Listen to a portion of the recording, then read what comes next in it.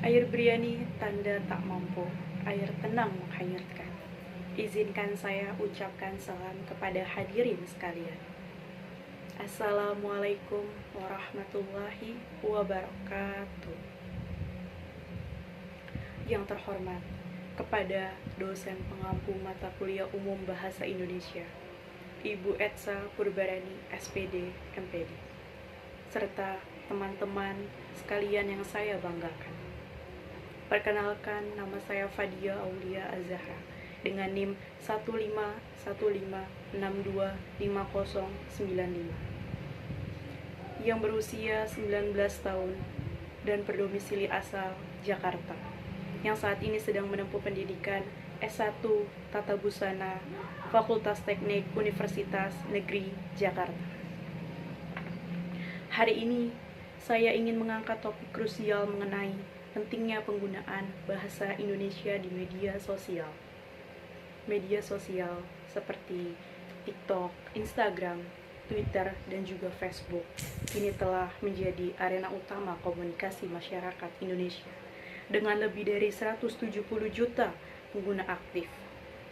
Topik ini saya angkat karena bahasa Indonesia di platform ini bukan hanya sekedar alat ekspresikan diri, melainkan cerminan identitas bangsa di era digital ini. Saat ini, penggunaan bahasa Indonesia di media sosial menunjukkan kondisi yang dinamis dan masif. Banyak netizen menggunakan bahasa Indonesia untuk berbagi informasi, kampanye sosial, hingga promosi produk lokal.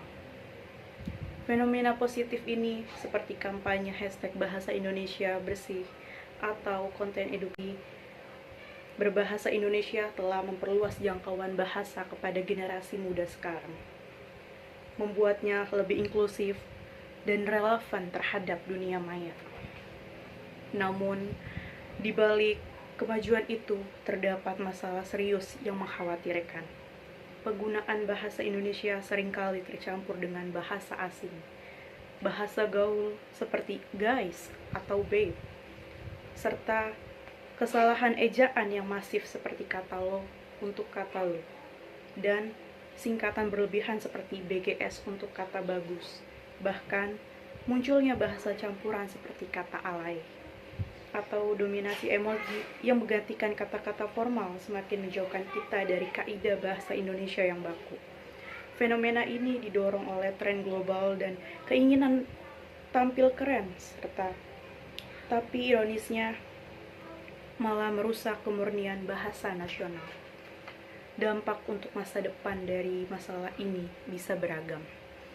Secara positif, percampuran ini mendorong adaptasi bahasa Indonesia menjadi lebih fleksibel, mendukung ekonomi digital melalui konten kreator yang menarik investor asing, dan memperkaya pendidikan informal via tutorial berbahasa campuran. Namun, dampak negatifnya yang pertama di ranah politik seperti retorika kampanye menjadi kurang kredibel dan memicu polarisasi. Secara ekonomi seperti produk lokal yang kalah saing karena inovasi tidak profesional.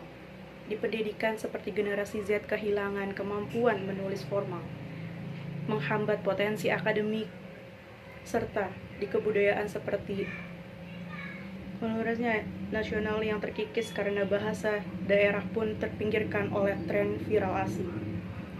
Jika dibiarkan, bahasa Indonesia beresiko menjadi bahasa sekunder di negara sendiri yang akan melemahkan persatuan bangsa.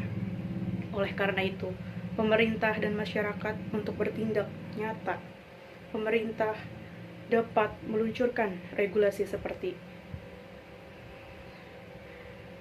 pedoman pemerintah Kementerian Pendidikan dan Kebudayaan untuk platform media sosial, integrasi pelajaran internal digital dan kurikulum sekolah, serta kampanye nasional hashtag gunakan bahasa Indonesia baku di media sosial resmi.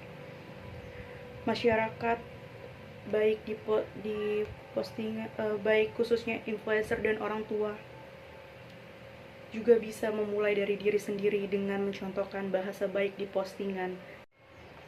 Sebagai Duta Bahasa Indonesia, saya berkomitmen untuk masyarakat program konkret untuk menjalankan program konkret.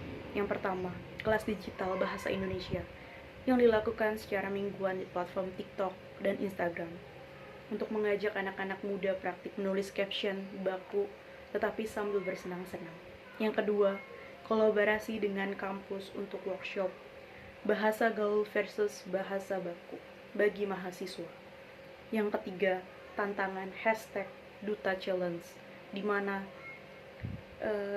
di media sosial dan di mana peserta mengunggah video berbahasa Indonesia murni dengan hadiah yaitu buku sastra.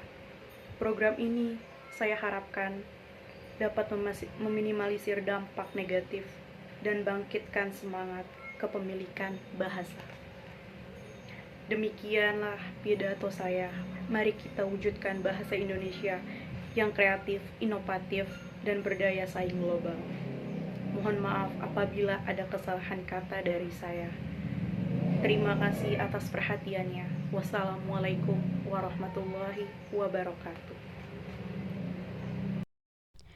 Terakhir, slogan dari saya sebagai penutup pidato hari ini adalah bahasa Indonesia kreatif untuk masa depan, dilindungi untuk keabadian, dan dilestari untuk persatuan.